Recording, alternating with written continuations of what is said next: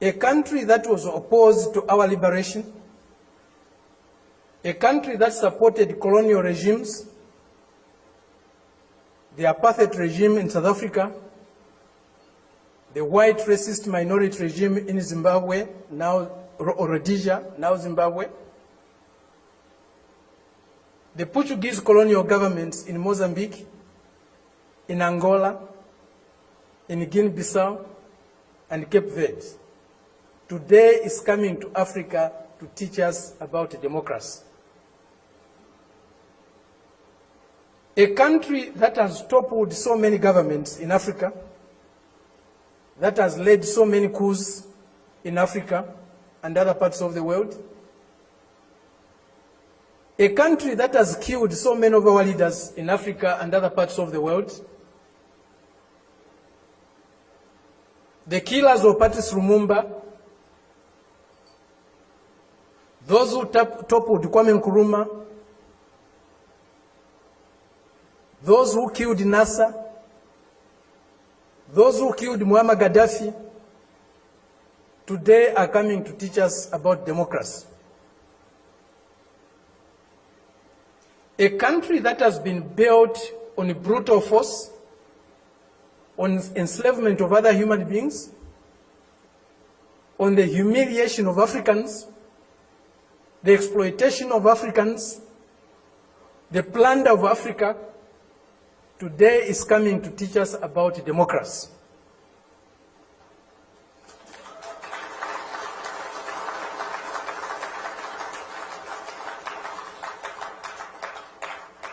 That's the arrogance, the imperialist arrogance, the racist arrogance that we are subjected to.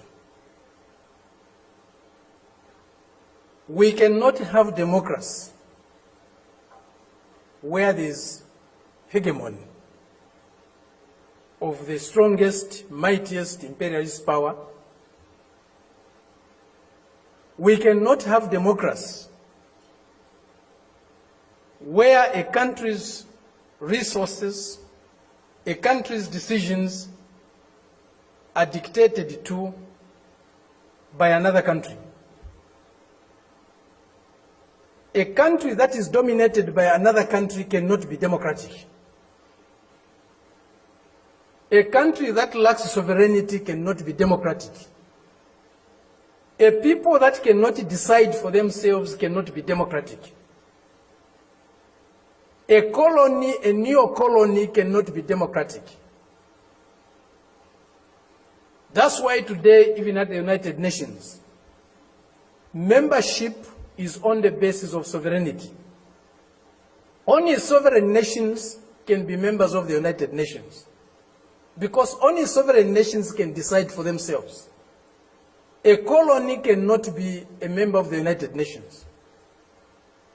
It's not by accident. It's not a mistake. If you have no respect for the dignity of others, if you have no respect for the sovereignty of other countries, you cannot claim to be a champion of democracy. They used to say, all roads lead to Rome. Today we can confidently say, all roads to progress, all roads to what is better for humanity lead to Beijing.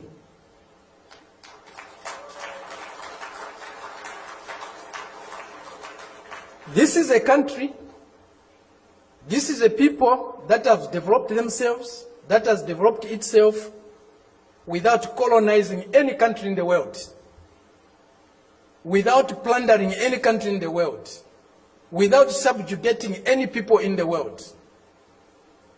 This is a country that is developing with maximum respect for others, for their history, for their cultures, and recognizes the diversity that is there in civilization. We were only taught one form of civilization, one form of modernization. That was the Western way. Westernness was a measure of how civilized, how modern you are. We reject that. We reject it because it's not correct. We reject it because it's undemocratic.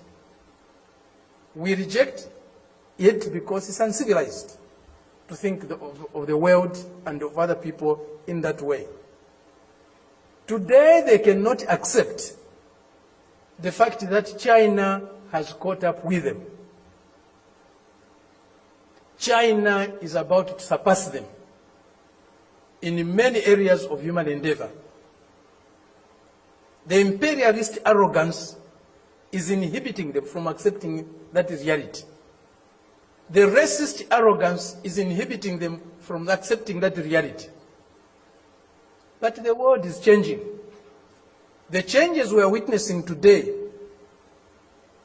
as President Xi said in Moscow recently, or the other day, they have never been seen in 100 years.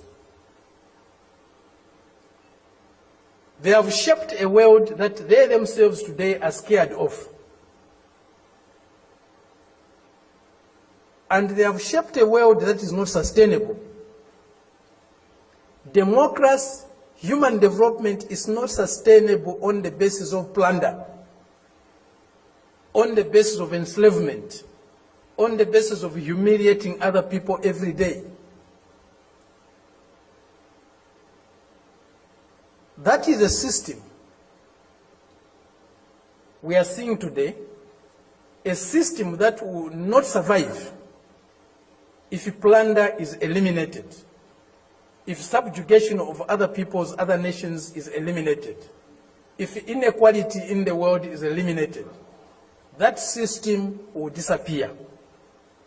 The only system that can survive and can endure for long is a system that is based on mutual benefit, win-win relationships, mutual respect for others, accommodation and tolerance of others, and fraternal love for all humanity.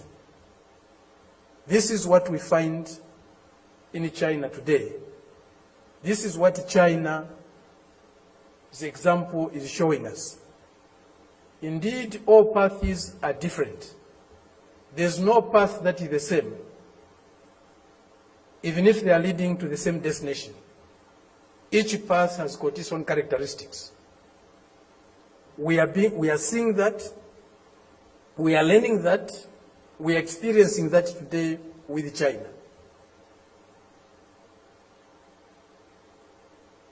There are many things that need to be done.